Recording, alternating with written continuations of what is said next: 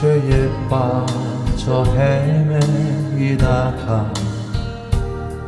지쳐버린 나의 모습을 못 견디는 아픔 속에서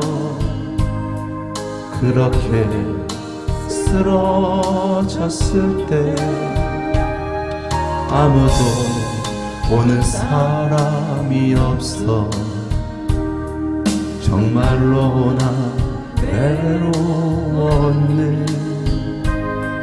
그때 주님 내게 찾아와 사랑으로 함께 하였네. 병든 자여 내게 오라, 가난한 자 내게 오라. 죄 빠진 많은 사람들아 모두 다 내게 오라. 슬픈 자여 내게 오라, 괴로운 자 내게 오라. 삶에 지친 많은 사람들아 모두 다 내게 오라. 수많은 사람 중에서 주님이 나 부르실 때에 설레이는 나의 마음은 그렇게 기쁠 수 없네. 이제 나도 주님 위하여 내 모든 것 다 드리리. 내가 가진 모든 것들을 아낌없이 주께 드리리. 병든 자여 내게 오라, 가난한 자 내게 오라. 죄에 빠진 많은 사람들아 모두 다 내게 오라. 슬픈 자여 내게 오라, 괴로운 자 내게 오라. 삶에 지친 많은 사람들아 모두 다 내게 오라.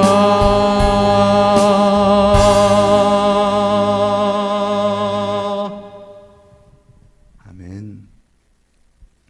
우리 다 같이 마음을 정돈하시고 사도신경으로 신앙 고백 드리겠습니다. 전능하사 천지를 만드신 하나님 아버지를 내가 믿사오며 그 외아들 우리 주 예수 그리스도를 믿사오니 이는 성령으로 잉태하사 동정녀 마리아에게 나시고 본디오 빌라도에게 고난을 받으사 십자가에 못 박혀 죽으시고 장사한 지 사흘 만에 죽은 자 가운데서 다시 살아나시며 하늘에 오르사 전능하신 하나님 우편에 앉아 계시다가 저리로서 산자와 죽은 자를 심판하러 오시리라.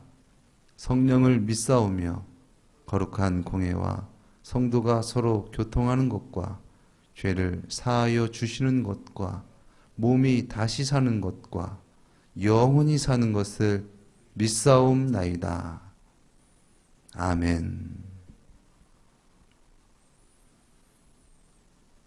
사랑의 주님, 은혜의 주님, 구원의 주님, 진정 감사드립니다. 주님의 은혜로 거듭나서 주님을 주님으로 모시며 주님을 따르며 구원함에 이르는 은혜를 허락하여 주심을 감사합니다. 이 깊은 은혜를 더욱더 깊이 알아 더욱더 깊이 찬양하며 예배하며 주님과 동행하며 또한 주님의 거룩한 성역에 우리가 참여하기 원합니다. 이 시간 우리 가운데 충만하신 은혜로 우리를 깨우쳐 주시고 더욱더 주님을 알아 더욱더 주님을 사랑합니다 고백하며 주님께 영광 돌리는 귀하고 복된 시간 되어지게 하여 주시옵소서. 존귀하신 예수 그리스도의 이름으로 기도드렸습니다. 아멘. 오늘 우리가 함께 나눌 웨스트민스터 소요리 문답은 29번 세 번째 시간입니다. 여러분께서 질문 읽어주시고 또 제가 답하고 말씀 나누도록 하겠습니다. 시작.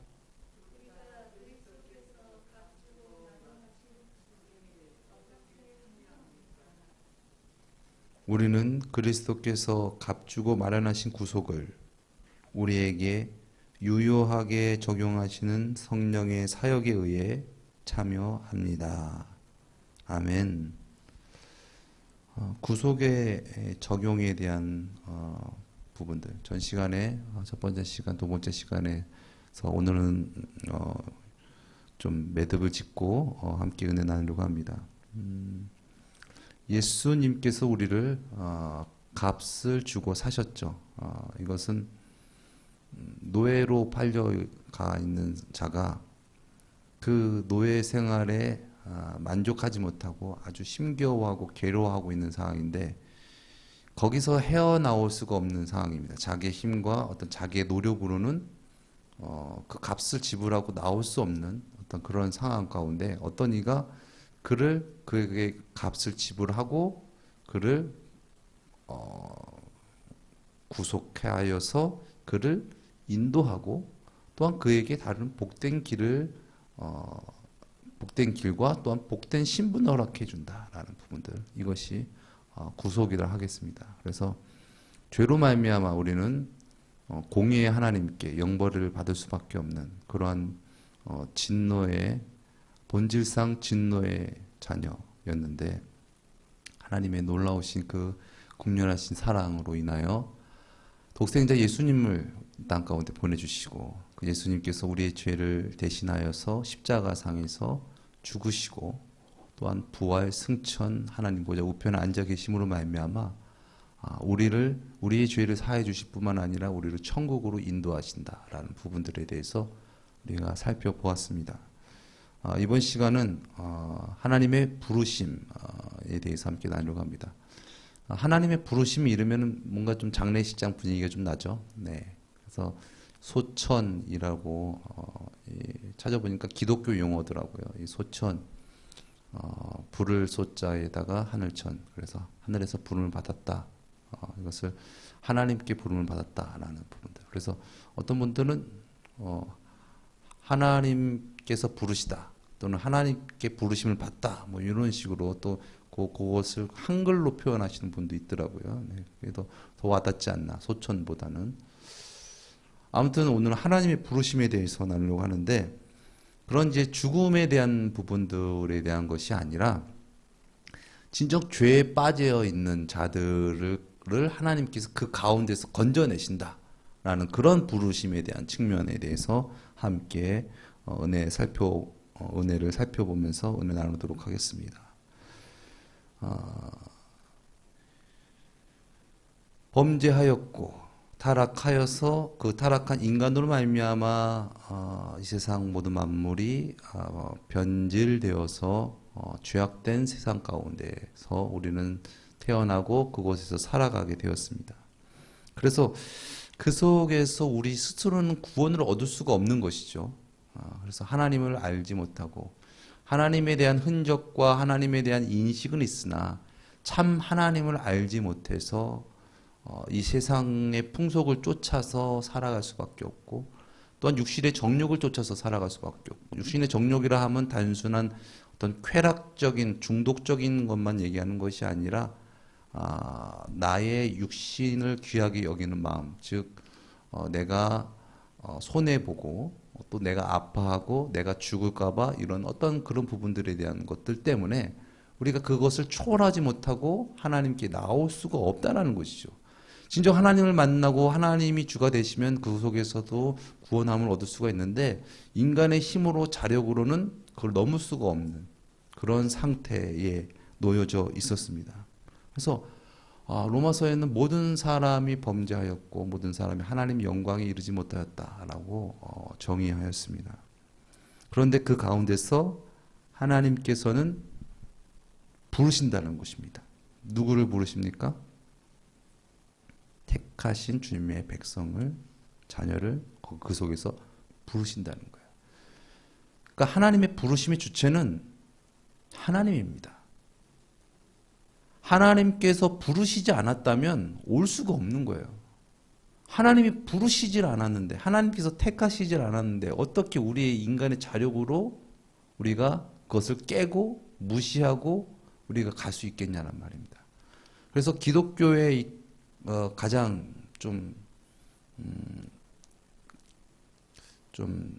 뾰족하게 나온 어떤 그런 부분들이라고 한다면 그것은 예정과 택정에 대한 부분들인 것입니다. 그래서 하나님의 전지하심과 전능하심 그런 부분들에 대한 것들을 교리적으로 좀 더 탄탄하게 하면서 하나님의 주권을 강조하는 부분들이 나와 있는 것이죠. 아무튼 오늘은 그런 부분에 대해서 시간 함께 은혜 나누려고 합니다. 하나님께서 택한 백성을 죄악 가운데서 부르시는데 그 부르시는 칠 때에 하나님께서 부르신다. 그런데 그 하나님께서 부르심은 성부 하나님, 성자 하나님, 또 성령 하나님께서 부르시는 거예요. 그래서 하나님께서 부르신다 하면은 삼위일체 하나님께서 부르신다. 첫 번째 하나님, 성부 하나님께서 부르심은 고린도전서 1장 9절 말씀에 너희를 불러 그 아들 예수 그리스도 우리 주와 더불어 교제하게 하시는 하나님은 미쁘시도다 라고 말씀하고 있습니다. 너희를 불러 그 아들 예수 그리스도와 교제케 하신 하나님은 미쁘시도다. 그래서 미쁘시도다 라는 말은 제가 찾아보니까 믿음직스럽다, 확실하다 그런 것인 거죠. 하나님의 약속, 하나님은 그러신 분이시다. 끝까지 약속을 지키시고 그렇게 나타내시는 신실하신 분이시다라는 말을 강조한 말이 이 미쁘시다라는 말인 것이죠. 하나님께서는 우리를 예수 그리스도와 교제하기 위해서 하나님께서 우리를 죄악 가운데서 불러내셨다라는 것이죠.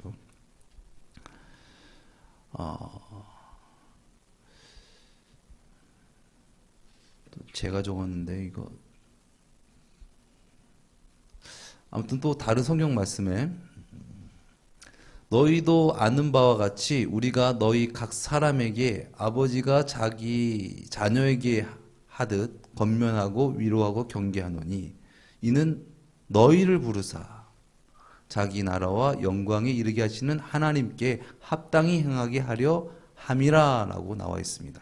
하나님께서 우리를 예수 그리스도의 나라에 들어오게 하시기 위해서 하나님께서 아버지가 자녀를 부르듯이 부르게 해서 그것을 합당하게 하신다라는 것. 즉 하나님께서 우리를 부르신다라는 어떤 성경 말씀이 있는 것이죠. 또 예수님께서 우리를 부르십니다. 마태복음 11장 28절에서 30절 말씀 우리가 너무나 잘 아는 말씀이죠. 수고하고 무거운 짐진 자들아 다 내게로 오라. 내가 너희를 쉬게 하리라. 나는 마음이 온유하고 겸손하니 나의 멍에를 메고 내게 배우라. 그리하면 너희 마음이 쉼을 얻으리니 이는 내 멍에는 쉽고 내 짐은 가벼움이라 하시니라. 아멘. 수고하고 무거운 짐진 자들아 다 내게로 오라. 내가 너를 쉬게 하리라. 그 수고하고 무거운 짐에 대한 문제 해결을 예수님께서 제시하신 것이죠. 우리로서는 그 수고하고 무거운 짐을 지고 가는 이 인생의 문제, 죽음의 문제, 영생의 문제, 영벌의 문제 이런 부분에 대한 것을 알지 못하는 것이죠. 해결할 수 없는 것이죠. 그렇기 때문에 이 말씀은 수고하고 무거운 짐진 자들이라는 말은 내가 죄인이라는 것을 자각하는 거예요. 나로서는 이것을 감당해낼 수가 없구나라는 그런 것을 깨닫게 된 자, 하나님의 은혜로 깨닫게 된 자가 이제 예수님께 나왔을 때 예수님께서 그를 구원하신다. 그 문제를 해결하신다라는 그런 말씀인 것이죠. 주님께서 우리를 부르실 때 우리가 주님, 저를 구원하여 주시옵소서. 저는 죄인입니다. 저로서는 구원을 얻을 수가 없으니 저를 구원하여 주시옵시고 저를 인도해 주세요. 그렇게 둘째 아들과 같이 그렇게 진정 엎드려서 진정 주님의 주되심을 간구하면서 그렇게 나오면은 될 텐데 어떻습니까? 예수님께서 부르시는데 어떤 이는 나오고 어떤 이는 안 나온다는 거예요. 즉 어떤 사람은 예수님을 믿게 되고 어떤 사람은 믿지 않게 된다라는 상황이 생겨진다는 것이죠. 분명 주님께 나오면 구원을 받게 되는데 그들은 주님께 나오지 아니하고 주님을 배척하여서 결국 구원을 얻지 못하게 되어진다. 이러한 상황에 대해서 예수님께서 또 말씀하신 말씀이 있는데요. 누가복음 5장 31절 32절 말씀에 예수께서 대답하여 이르시되 건강한 자에게는 의사가 쓸 때 필요가 없고 병든 자에게라야 쓸 때 필요가 있나니 내가 의인을 부르러 온 것이 아니요 죄인을 불러 회개시키러 왔노라. 아멘. 그러니까 하나님께서 죄악된 세상 가운데서 택한 백성, 자기 백성을 구원하시고 부르실 때에 하나님은 의인을 택하여서 부르신 것이 아니라 죄인을 부르시러 오셨다는 거예요. 즉 우리가 하나님의 부르심에 응답하는 것은 주여 저는 죄인입니다라는 고백과 동시에 진정한 회개를 통해서 예수님께 나왔을 때 우리가 구원을 받을 수 있다는 것이죠. 그래서 예수님께서 가장 심하게 막 대하셨고 막 욕처럼 하셨던 사람이 누굽니까? 자기의 의의를 자랑했던 사람이에요. 나는 죄인이 아니에요. 나는 이런 사람입니다라는 것을 드러내는 사람. 바리새인들, 서기관들, 그래서 회칠한 무덤, 독사의 자녀들아, 이런 강한 말을 하면서 그들을 깨우려고 하셨죠. 아무튼 우리가 진정 하나님께 부르심을 받는 것은 우리가 죄인입니다라는 것을 주님의 은혜로 깨닫고 진정한 회개를 하면서 주님께 나아갔을 때 회개를 하면 잘못했습니다. 눈물 흘리고 큰 소리로 소리 질러서 기도하고 용서를 구하는 것이 회개가 하는 것이 아니라 방향 전환이죠. 예전에 내가 살았던 방향에서 이제 그것이 죄인이라는 것을 깨달은 자는 돌리는 거예요. 어디로? 예수님께로 돌리고 예수님 도와주시옵소서.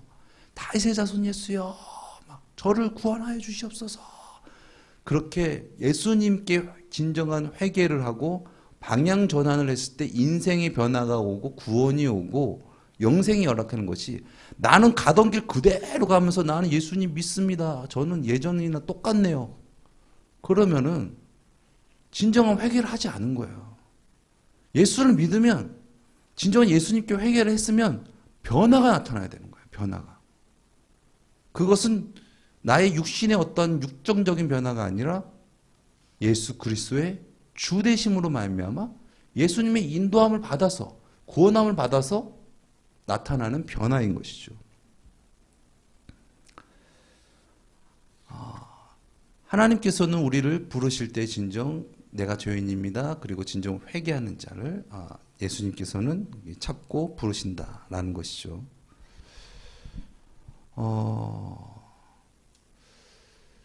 또 성령 하나님께서도 우리를 부르십니다. 예수님께서 부활 승천하시면서 말씀하시죠. 내가 너에게 다른 보혜사를 보내주겠다라고 말씀하십니다. 보혜사라는 것은 돕는 분이다라는 뜻인데, 예수님도 그런 의미에서는 보혜사인데, 우리를 도우시는 예수님과 같은 또 다른 분이 계신다. 근데 그분은 성령님이시다라고 말씀을 하신 것이죠. 그래서 요한복음 15장 26절에 내가 아버지께로부터 너에게 보낼 보혜사 곧 아버지께로부터 나오시는 진리의 성령이 오실 때에 그가 나를 증언하실 것이요 라는 것이죠. 그러니까 성령님께서 예수님을 증언하여서 우리가 예수님을 믿도록 하신다. 성령님은 예수님을 믿도록 하시는 분이시요, 또한 예수님을 주님으로 고백해 하시는 분이 성령님이시다라는 것입니다. 하나님께서는 우리를 부르십니다. 그런데 우리가 하나님께서 누구를 택하여 부르시는지 우리의 눈으로, 육안으로 쉽게 알 수 있을까요? 그의 그냥 단면적인 부분만 보고 저 사람은 하나님의 부름을 못 받았어, 저 사람은 멸망에 처할 자야 라고 단언할 수 있을까요? 단언치는 못합니다. 왜냐하면 우리가 잘 아는 예수님께서 십자가 못 박혀 죽으실 때에 우편강도의 사건과 같이 이 마지막에 주님을 영접하고 구원을 얻고 낙원에 이르리라 말씀하신 그 은혜를 누리는 자도 분명히 있을 거기 때문에 그렇습니다. 그러면은 예수님께서 또한 성령님께서 또 성부 하나님께서 택하신 자, 그는 어떻게 그들을 그 죄악 가운데서 구속하실까? 오늘 이 질문의 이 답이겠죠.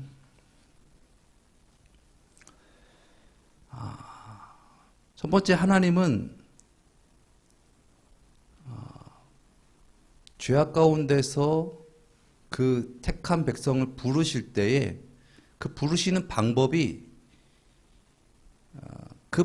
그 사람만 딱 타켓을 해가지고 그 사람만 부르시지 않는다라는 거예요. 하나님께서 부르실 때에 보편적으로 모든 사람을 향하여 하나님은 부르신다라는 것이죠. 그래서 또 우리에게도 모든 이에게, 만민에게 복음을 전하라고 말씀을 하셨습니다. 그 이유는 제가 저번 시간에도 나눴지만은 구원받은 자의 행실과 열매 또 사명은 그냥 복음을 전하는 거예요. 그들이 믿든지 안 믿든지 구원받은 자의 행실은 전도고 복음 전함이기 때문에, 그의 삶 자체가 그렇기 때문에 저자는 구원 안 받을 거니까는 난 복음을 안 전한다가 아니라 그걸 떠나서 그냥 복음을 전하는 것이죠. 그리고 하나님께서 그들을 부르실 때에 누가 구원받을지 몰라요, 사람은. 그러나 하나님은 아시는 거죠. 하나님은 아시지만 그 많은 사람들 가운데서, 많은 사람들을 대상 가운데서 그 택한 자를 부르십니다. 그러니까 모든 자에게 하나님께서 복음을 들려주시는 거예요. 구원을 받지 못한 사람도 예수님에 대해서, 구원을 받을 사람도 예수님에 대해서 이 말씀을 들려주신다라는 거예요. 그래서 이것을 신학적인 용어로 외적 부름이다라고 합니다. 그래서 모든 사람들에게 다 구원을, 소식을 전하셔 부르신다라는 말씀입니다. 그래서 이사야서 55장 1절 또 6절 7절 말씀에 이 부름에 대해서 말씀하고 있습니다. 오라 너희 모든 목마른 자들아 물로 나오라. 돈 없는 자도 오라. 너희는 와서 사 먹되 돈 없이 값 없이 와서 포도주와 젖을 사라. 너희는 여호와를 만날 만할 때에 찾으라. 가까이 계실 때에 그를 부르라. 악인은 그의 길을 불의한 자는 그의 생각을 버리고 여호와께로 돌아오라. 그리하면 그가 긍휼히 여기시리라. 우리 하나님께로 돌아오라. 그가 너그럽게 용서하시리라. 라고 말씀하셨습니다. 너희 모든 목마른 자들아. 우리 하나님을 떠난 사람은 다 영적으로 목마르게 되어 있죠. 모든 목마른 자들아 물로 나오라. 하나님께로 나오라. 돈 없는 자도 오라. 너희는 와서 사 먹되 돈 없이 값 없이 와서 포도주와 젖을 사라. 그렇게 초청을 하신 것입니다.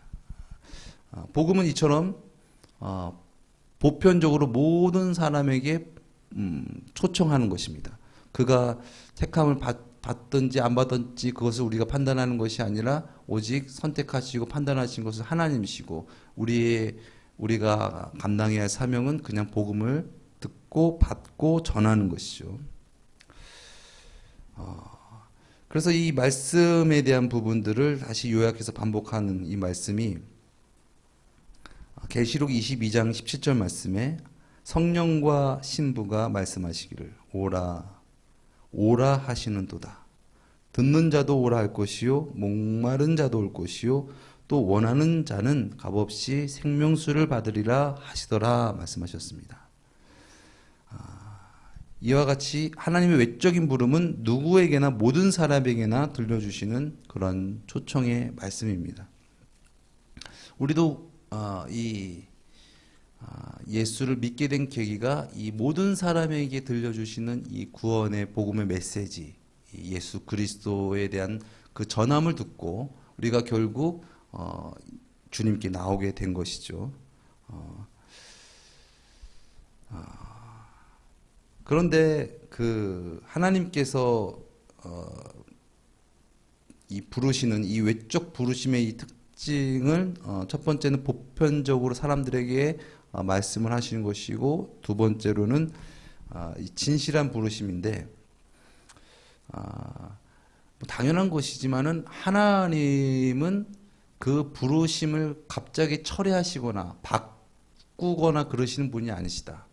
그래서 우리가 성경 말씀을 보고 하나님의 말씀을 읽고 믿고 의지하는 것은 그 하나님의 말씀은 변함이 없으신 신실하시고 영원하신 그러한 말씀이시기 때문에 우리가 믿는 것처럼 하나님의 이 부르심은 진실한 부르심이다. 그렇기 때문에 그 진실한 어떤 그런 하나님의 약속을 진정 하나님의 약속으로 믿고 나오는 자는 하나님의 그 진실하심으로 말미암아 구원을 받게 된다라는 것이죠. 그래서 민수기 23장 19절 말씀에 하나님은 사람이 아니시니 거짓말을 하지 아니하시고 인생이 아니시니 후회가 없으시도다. 어찌 그 말씀하신 바를 행하지 아니하시며 하신 말씀을 실행하지 아니하시랴라고 이렇게 말씀하셨습니다. 그래서 하나님께서 명하시고 하나님께서 예수 그리스도를 믿는 자마다 영생을 얻으리라 하였기 때문에 그 부르심의 진정 주여 저는 죄인입니다. 예수님을 구주로 영접하고 예수님을 믿는 자는 그는 구원을 받게 되어진다라는 것입니다. 에스겔 33장 11절 말씀에 너는 그들에게 말하라. 주 여호와의 말씀이니라. 나의 삶을 두고 맹세하노니 나는 악인이 죽는 것을 기뻐하지 아니하고 악인이 그의 길에서 돌이켜 떠나 사는 것을 기뻐하노라. 이스라엘 족속아 돌이키고 돌이키라. 너희 악한 길에서 떠나라. 어찌 죽고자 하느냐 하셨다 하라. 하나님은 우리를 죄악 가운데서 구원하시기를 원하십니다. 악인이 그냥 심판받는 것을 기뻐하지 아니하시고 악인이 거기서 그 길을 돌이켜서 구원받는 것을 하나님께서는 원하시고 그것이 하나님의 뜻입니다. 그렇다면 하나님께서 우리를 부르시기를 원하시는데 그 부르심은 진실한 부르심이요 완전한 부르심인데 결국 그 약속을 믿지 않고 그 부르심에 응하지 않는 자는 즉 진정 돌이켜 회개하지 않는 자는 구원을 받을 수 없다라는 것이죠.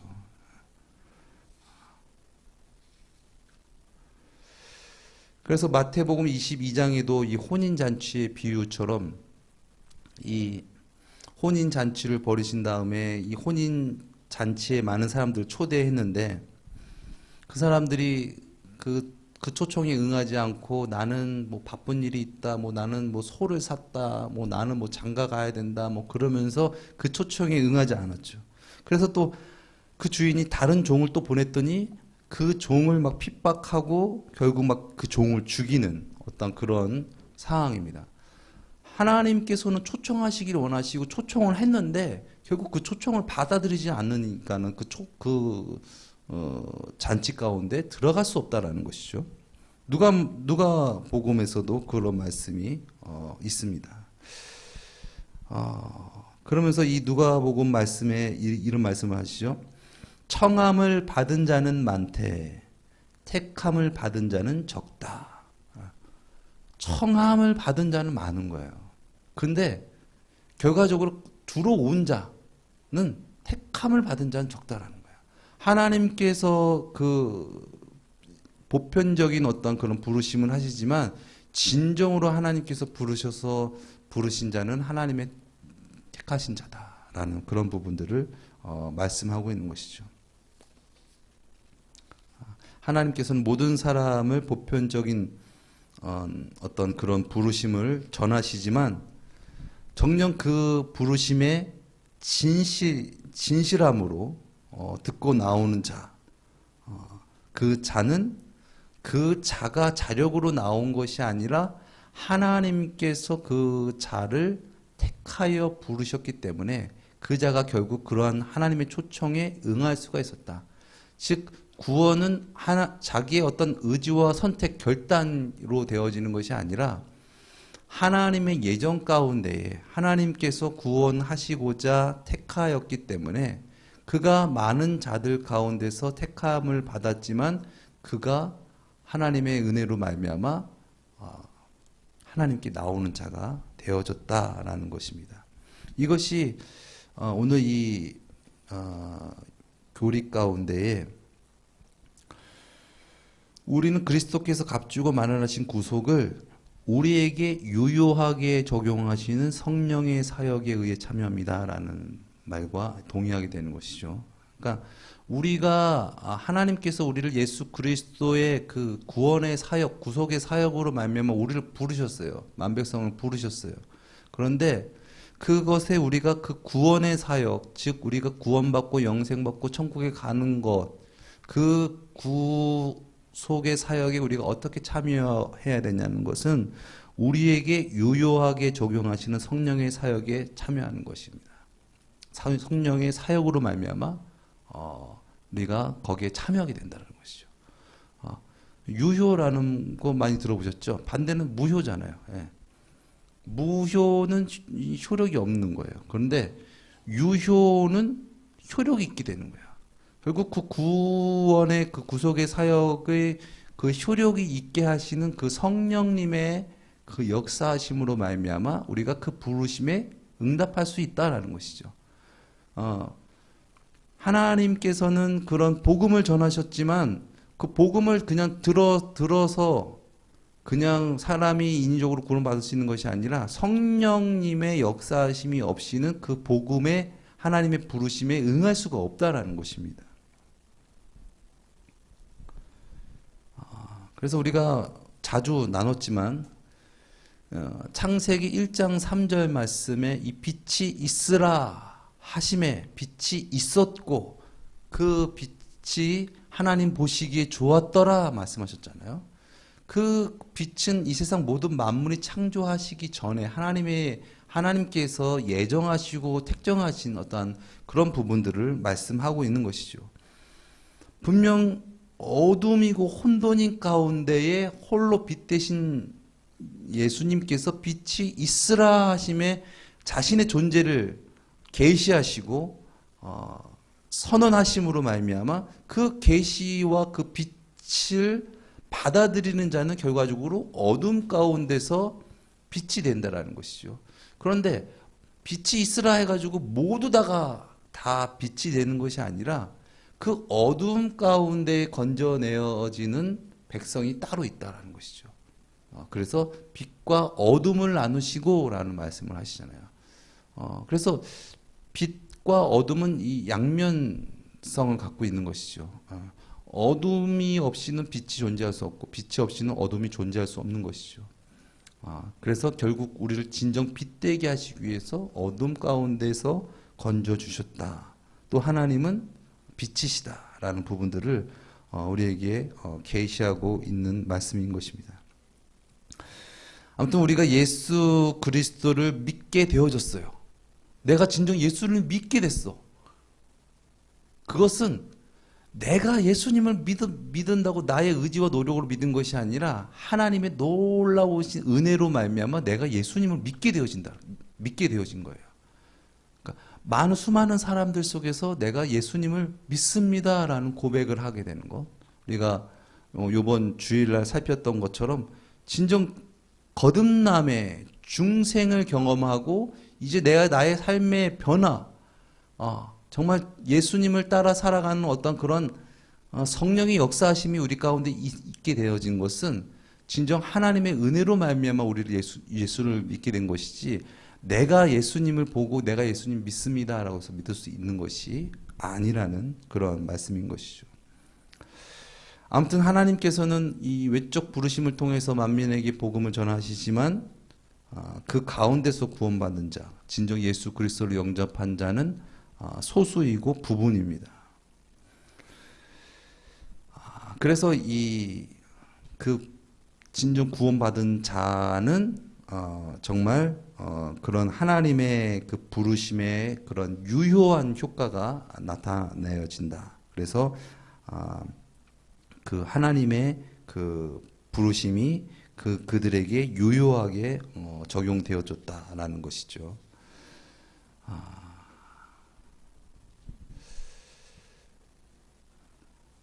어떻게 우리가 하나님의 부르심에 유효하게 그 은혜에 적용받고 죄에서 진정 구원받아서 하나님의 백성으로 하나님의 자녀로 살아갈 수 있는가? 우리가 어떻게 하나님의 부르심에 반응할 수 있는 자가 되는 것인가? 그것은 하나님께서 우리를 택하여서 우리를 예정 가운데서 우리를 부르신 그 부르심인데, 근데 그 부르심의 역사심의 그런 효과는 성령 하나님으로 말미암아 성령님 때문에 우리가 그 부르심에 우리가 응할 수 있다라는 것이죠. 그래서 사도행전 13장 48절 말씀에 이방인들이 듣고 기뻐하여 하나님의 말씀을 찬송하며 영생을 주기로 작정된 자는 다 믿더라. 그러니까 복음을 전했는데 복음을 듣고 막 기뻐하는 자가 있었다는 거예요. 근데 반대로 멸시하고 기뻐하지 않고 저게 뭐야 라고 무시하는 자도 있었겠죠. 결과적으로 복음을 그 땅 가운데 이방인 가운데 전했는데 영생을 얻기로 작정된 자는 다 믿었다라는 말씀이죠. 그러니까 복음이 전해졌을 때에 하나님께서 작정하신 자는 믿게 되어진다라는 그런 부분인 것이죠.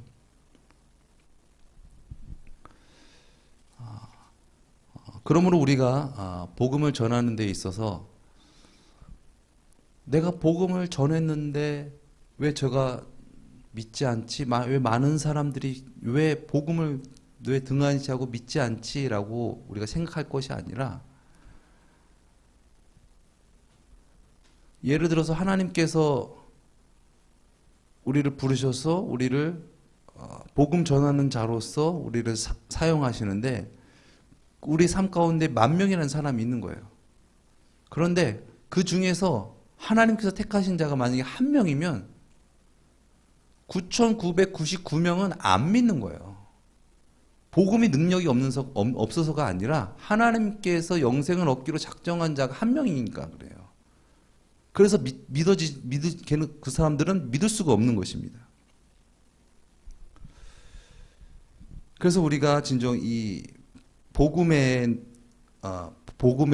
이 힘이 약해서, 복음의 능력이 없어서 복음이 전해지는 것이 아니다. 물론 우리가 복음을 무지하고 복음을 알지 못해서 복음을 전하지 못해서 복음이 전달되지 못하는 부분이 있지만은, 내가 복음을 알고 복음을 증거했는데도 불구하고 복음을 받지 않는 것은, 그 복음의 역사가 나타나지 않는 것은 복음의 능력이 약해서가 아니라, 복음이 능력이 없어서가 아니라 그 자가 하나님께서 택하신 자가 아니기 때문에 그런 역사가 나타난다는 것이죠. 그래서 시대상 어떤 시대에는 그냥 복음을 그냥 조금만 전해도, 조금만 톡톡해도 그냥 막 많은 사람들이 막 구원을 얻을 때가 있으면, 그 시대에는 하나님께서 그 시대 가운데 작정하신 분이 많은 것이고, 반대로 시대가 막 엄청나게 복음을 잘 전하고 막 그래도 사람들이 다 외면하고 믿지 않아. 그 시대는 하나님께서 구원을 얻기로 작정하신 사람의 수가 적은 거예요. 그래서 우리가 진정 이 복음을 탓할 것이 아니라, 우리는 그냥 복음을 때를 얻든지 못 얻든지 우리는 그냥 복음을 전하는데 그런 사명을 잘 감당할 수 있는 저와 여러분 되시기를 예수님의 이름으로 축원드립니다. 그래서 고린도전서 1장 18절에도 십자가의 도가 멸망하는 자들에게는 미련한 것이요 구원을 얻는 우리에게는 하나님의 능력이라. 진정 그 십자가의 도가 하나님의 능력이 되어서 진정 하나님을 믿게 되는 그런 놀라운 역사가 있게 되는 것은 우리의 어떤 인간적인 부분들로 되어지는 것이 아니다라는 것들을 우리가 명심하고 주님 안에서 그렇게 쓰임받는 우리가 되기를 예수님의 이름으로 축원드립니다.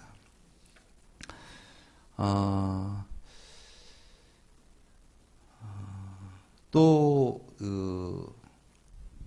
우리가 진정 이 구원을 받고 하나님의 부르심에 응하시려면은 이 성령님의 역사하심으로 말미암아 우리가 응하게 되는데, 이 성령님의 역사하심에 대한 부분들은 이 거듭남인 것이죠. 이것이 중생이라고 합니다. 그래서 예수님께서도 니고데모에게 말씀하셨잖아요. 사람이 거듭나지 아니하면은 하나님의 나라를 볼 수가 없다라는 어떤 그런 말씀을 하신 것처럼, 사람으로서는 성령님의 역사가 아니고서는 그 하나님의 부르심에 답할 수가 없는 거예요. 왜냐하면은 하나님께서 그보다 더 크시고 더 능력이 있으시고 더 지혜로우시고, 즉 그 사람보다 한계가 훨씬 더 영원하신데 어떻게 내가 하나님을 믿냐는 거예요. 나는 한계가 있잖아요. 내 한계밖에 못 가는 거지. 그 한계를 벗어나서는 하나님의 그 인도하심을 받을 수가 없기 때문에 하나님이 부를 수가 없는 거예요. 왜? 내 안에 진정 하나님이 주가 되시지 않았잖아. 내 생각과 이생의 자랑과 그런 것에 사로잡혀서 하나님보단 그게 중요하잖아. 그러니까 거기에서 그냥 맴도는 거지. 진정 하나님의 부르심에 그것을 벗어버리고 그것을 내려놓고 나갈 수가 없게 되어진다는 것이죠. 그래서 진정 이 성령님의 역사가 아니고서는 우리가 예수님을 우리가 믿을 수가 없다라는 것이죠. 그래서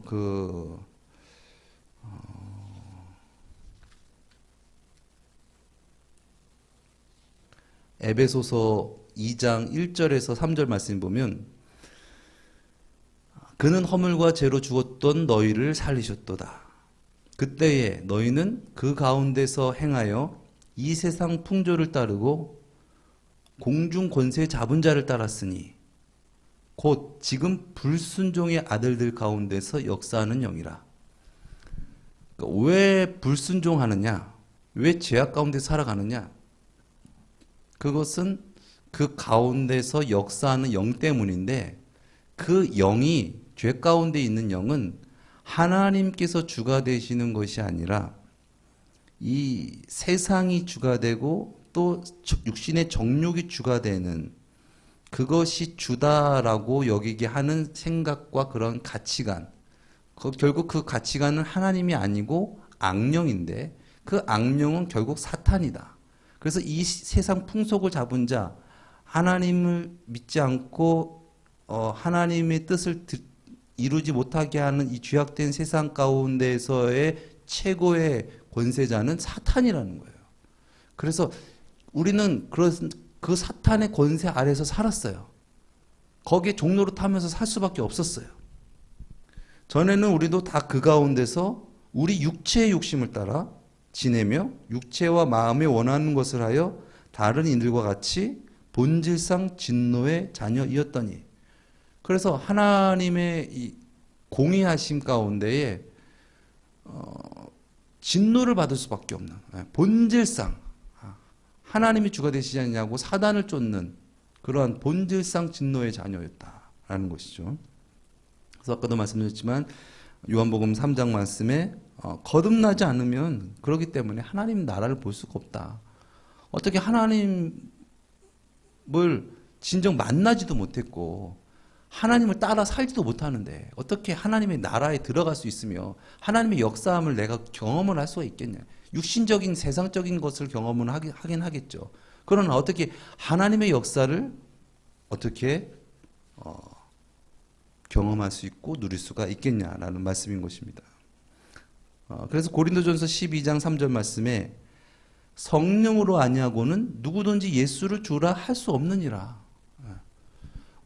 내가 내 자력으로는 공중 권세자가 잡은데 잡혀있기 때문에 내가 예수님을 주라고 고백할 수는 없는 거예요.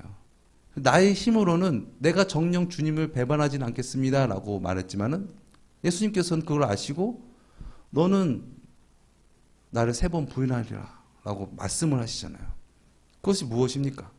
성령님께서 주가 되시지 않은 상태이기 때문에, 진정 예수님을 믿게 하시는, 예수님이 나의 주이십니다라고 진실되게 고백하는 것은 나의 힘으로 되는 것이 아니라 내 안에 계신 예수님을 믿게 하시는 성령님께서 주가 되셨을 때에 내가 진정한 그런 고백을 하고 그러한 삶을 살 수가 있는데, 성령이 아니고 내가 육신적으로 어떻게 내가 예수님을 믿겠습니까? 따르겠습니까? 라고 할 수 있겠어요? 말로는 하는데 진정 그런 역사가 삶 가운데는 나타날 수 없다는 것이죠. 그래서 마태복음 16장에서도 예수님께서 말씀하셨잖아요. 사람들이 나를 누구라 하느냐? 사람으로서는 선지자입니다 라고 밖에 얘기 못하는 거예요. 예수님은 진정 나 그리스도이십니다, 하나님의 아들이십니다 라는 고백을 할 수가 없는 것이죠. 근데 베드로가 고백했잖아요. 그래서 예수님께서 17절 말씀에 이렇게 말씀하십니다. 예수께서 대답하여 가라사대 바요나시모나 내가 복이 있도다. 이를 알게 하는 이는 혈육이 아니요 하늘에 계신 내 아버지시니라. 예수님을 고백하게 하신 것은 너가 고백한 게 아니야. 고백하게 하시는 성령님이 너를 고백을 하게 하신 거야 라는 말씀을 하셨다는 것입니다. 그래서 요한복음 1장 12절 말씀에 영접하는 자 곧 그 이름을 믿는 자들에게는 하나님의 자녀가 되는 권세를 주셨으니, 내가 예수님을 어떻게 영접하고 어떻게 예수님을 믿고 하나님의 자녀가 되느냐? 13절에 이는 혈통으로나 육종으로나 사람의 뜻으로 나지 아니하고 오직 하나님께로서 난 자들이라. 오직 하나님께 주가 되어서 하나님으로 말미암아 거듭난 자가 진정 예수님을 압니다, 예수님을 주님입니다 라고 고백할 수 있는 것이지, 육적으로나 사람의 뜻으로나 세상의 뜻으로 예수님을 고백할 수가 없다라는 것이죠. 그래서 우리가 진정 그 놀라우신 예수 그리스도의 구속의 사역에 우리가 어떻게 참여할 수 있는가, 그것은 유효하게 적용하시는 그 성령님의 사역으로 말미암아 우리가 참여하게 되어진다라는 그런 부분입니다. 근데 우리가 이것에 대해서 조금 약간의 좀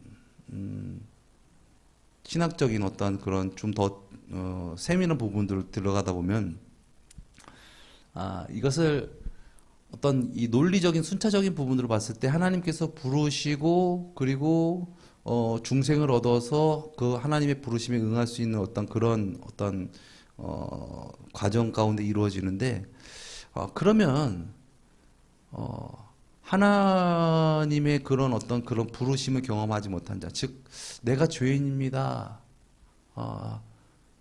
그리고 예수님 나를 구원하여 주시옵소서. 그리고 진정 예수님이 주가 되시게 하시는 성령님의 역사하심으로 말미암아 하나님의 부르심을 이렇게 받아야 되는데 영화 같은 경우에는 그러면은 어떻게 되는가? 영화 같은 경우는 말도 알아듣지도 못하고 이런 상황 속에서 영화 같은 경우에 죽음을 당했거나 아니면은 정말 장애인인데 그런 어떤 그런 의식이 없고 거의 그냥 식물인간 같이 지내는 어떤 그런 장애인인 것 같은 경우에는 그런 구원을 못 받는 것인가에 대한 어떤 그런 신학적인 논의가 있었던 것 같습니다. 그런데 그런 부분 가운데서 오늘 이 말씀의 답과 같이 우리가 예수 그리스도의 구속에 우리가 진정 참 이해하게 돼서 구원을 받게 되는 어떤 것은 하나님께서 부르셨고 만백성에게 부르셨고 또한 그것을 많은 백성들에게 예수 그리스도의 그 역사적 사실 증거 예수 그리스도의 십자가의 죽으심과 부활하심과 승천하심을 계시하셨죠. 계시하심으로 말미암아 하나님께서 이루셨는데 그런 어떤 이 복음에 대한 부분들에 대한 그것을 떠나서 진정 그보다 더 앞선 것은 하나님의 작정과 택하심이다. 그래서 하나님께서 작정하셔서 그를 중생케 하셨다 한다면 그가 그러한 상황일지라도 구원받지 않겠느냐라는 부분들이 정통 이 신학파 신학자들의 주장입니다. 그래서 우리가 그런 어떤 부분에 대해서 함부로 단언할 수 있는 것이 아니고 저 사람은 뭘까 저 사람은 뭘까 이런 얘기 또 아까 얘기했듯이 정말 인격적으로 듣거나 알아들 수 없는 어떤 그런 사람은 그냥 다 멸망당하는 것이냐라는 어떤 그런 부분 가운데 그가 하나님께서 택하셔서 그를 중생케 하셨다면 그는 예수님의 그 구속의 사역에 참여하게 된다라는 어떤 그런 부분들도 여러분께서 좀 상식적으로 알 수 있기를 바라겠습니다. 우리 이 시간 함께 기도하면서 또 오늘 함께 나눈 말씀을 좀 되씹는 시간 갖도록 하겠습니다. 우리가 어떻게 예수 그리스도의 구속에 정말 예수님께서 값주고 사신 그 구속에 어떻게 참여할 수 있는가? 그것은 그리스도께서 값주고 마련하신 구속을 우리에게 유효하게 적용하시는 성령의 사역에 의해서 우리가 참여할 수 있다라는 것을 우리가 알게 하시고 나로서는 나의 힘으로서는 나의 의로서는 진정 주님의 부르심에 우리가 응할 수 없다. 마태복음 7장 말씀에도 주여 제가 귀신을 쫓아내고 제가 많은 일을 했습니다. 그렇지만 예수님께서 말씀하십니다. 불법을 행한 자들아 내게서 떠나라. 내가 너를 도무지 알지 못한다. 우리의 힘과 우리의 의로서는 우리가 진정 하나님의 그 부르심, 예수 그리스도의 그 구속의 그 은혜에 우리가 참여할 수가 없습니다. 진정 우리가 예수 그리스도의 부르심과 하나님의 부르심과 성령 하나님의 그 부르심에 진정 응함으로 말미암아 진정 거듭남으로 말미암아 그 부르심에 진정 참회하는 자가 되어지게 하여 주시옵소서. 우리 시간 함께 기도하며 주님께 나가시겠습니다. 사랑의 주님,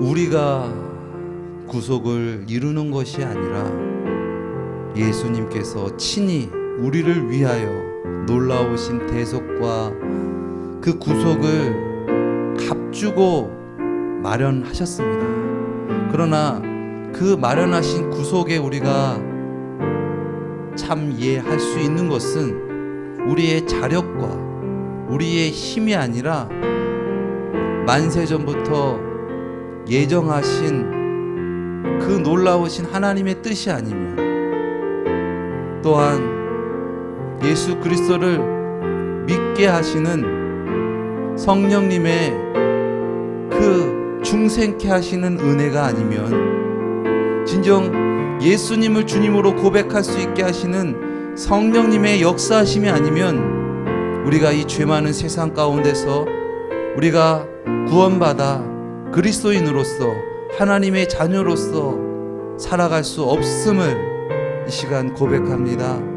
아버지, 진정 성령 하나님의 역사하심으로 말미암아 아버지 세상을 초월하고 육신을 초월하고 진정 죄에서 자유함을 얻어서 능력 있게 살아가는 우리가 되어지게 하여 주시옵소서. 아버지, 하나님께서 아버지 우리에게 놀라우신 크신 은혜 독생자 예수 그리스도를 보내주셨는데 아버지 진정 그 은혜를 우리가 아버지 참 알며 그 은혜에 참 감사하며 예배하며 아버지 모든 것 내려놓고 진정 주님으로 말미암아 아버지 주님의 인도하심 가운데 그렇게 살아가는 하나님의 부르심은 자로서의 삶을 아버지 살아가기를 원합니다. 아버지 때로는 아버지 진정 연약하여서 아버지 주님 우리가 진정 회개하고 아버지 진정 자복하고 아버지 진정 예수님이 구주십니다 고백했지만 아버지 때로는 넘어지고 아버지 쓰러지는 그러한 연약함을 아버지 끝까지 포기하지 아니하시고 우리를 영화의 과정 가운데 인도하시는 그 하나님의 역사하심과 아버지 그 성화의 감격을 누리며 능력 있게 살아가는 우리가 되어지게 하시고 아버지 포기치 아니하시는 신실하신 하나님의 약속을 믿으며 아버지 진정 신실함으로 아버지 온 마음과 아버지 정성을 다하여 아버지 주님의 주되심으로 말미암아 아버지 능력 있게 살아가게 하여 주시옵소서. 나의 힘으로 나의 능으로 살아가는 것이 아니라 나를 구원하시기 위해 이 땅에 오신 예수 그리스도로 말미암아 아버지 살아가게 하여 주시옵소서. 아버지 진정 성령 하나님으로 말미암아 아버지 늘 충만하심으로 아버지 예수 그리스도를 믿음으로 하나님의 부르심에 응답하게 하옵시고 수고하고 무거운 짐진 자들아 다 내게로 오라 내가 너희를 쉬게 하리라 말씀하신 아버지 예수 그리스도의 아버지 놀라우신 초청에 응할 수 있는 우리가 되어지게 하여 주시옵소서. 아버지 늘 성령 충만함으로 말미암아 아버지 세상을 이기신 주님으로 말미암아 늘 주님과 함께 동행함으로 말미암아 그 주님의 거룩하신 놀라우신 그 은혜에 참 예하게 하여 주시옵소서. 육신적으로 세상적으로 핑계하지 않게 하옵시고 아버지 진정 살아계신 하나님을 만남으로 예배할 수 있는 그런 우리가 되어지기 원합니다. 아버지 인간적으로 세속적으로 주님을 쫓아가는 것이 아니라 진정 모든 것을 내려놓고 주님께 드리며 진정 주님의 주되심으로 말미암아 살아가는 자가 되어지게 하여 주시옵소서. 아버지 세상의 것이 주가 되고 내가 주가 되고 아버지 그래서 주님을 믿는 것이 아니라 아버지 거죽으로만 믿는다고 말하는 것이 아니라 진정 속부터 주님의 주되심으로 말미암아 그 믿음의 결실과 그 놀라우신 은혜가 아버지 이 세상 가운데 우리 삶 가운데 펼쳐지게 하옵시고 하나님의 역사하심에 쓰임받는 우리가 되어지게 하여 주시옵소서. 그리하여서 때를 어떻지 못 어떤지 아버지 맡은 바 일을 잘 감당하며 아버지 주님의 복음을 드러내며 아버지 전하며 살아가는 자가 되어지게 하여 주시옵소서. 어둠 가운데에 세상 가운데에 묻히지 않게 하옵시고 진정 하나님의 부르심으로 말미암아 하나님의 역사하심과 하나님의 뜻을 드러내며 살아가는 그러한 우리 모두가 되어지게 하여 주시옵소서. 하나님 우리에게 놀라우신 은혜를 베푸시고 지금까지 인도하신 모든 것이 다 주님의 은혜인 줄 믿습니다. 그것이 주님께서 우리를 만세전부터 택하신 은혜의 증거인 줄 믿습니다. 더욱더 그 크신 은혜에 우리가 더욱더 부응하고 더욱더 마음의 문을 활짝 열어 진정 주님의 주되심으로 말미암아 부르심에 합당한 삶을 살아가길 원합니다. 때를 얻던지 못 얻던지 주 예수 그리스도로 말미암아 놀라우신 주님의 구속에 참 이해할 수 있는, 참으로 예배할 수 있는 그런 우리가 되어지기 원합니다. 진정 우리의 영혼의 주가 되시고 우리를 다스리시고 인도하시고 구원하여 주시옵소서. 존귀하신 예수 그리스도의 이름으로 기도드렸습니다. 아멘. 우리 주기도문으로 이 시간 마치겠습니다. 하늘에 계신 우리 아버지여, 이름이 거룩히 여김을 받으시오며 나라에 임하옵시오며 뜻이 하늘에서 이루어진 것 같이 땅에서도 이루어지이다. 오늘날 우리에게 일용할 양식을 주옵시고 우리가 우리에게 죄 지은 자를 사하여 준 것 같이 우리 죄를 사하여 주옵시고 우리를 시험에 들게 하지 마옵시며 다만 악에서 구하옵소서. 대개 나라와 권세와 영광이 아버지께 영원히 있사옵나이다. 아멘.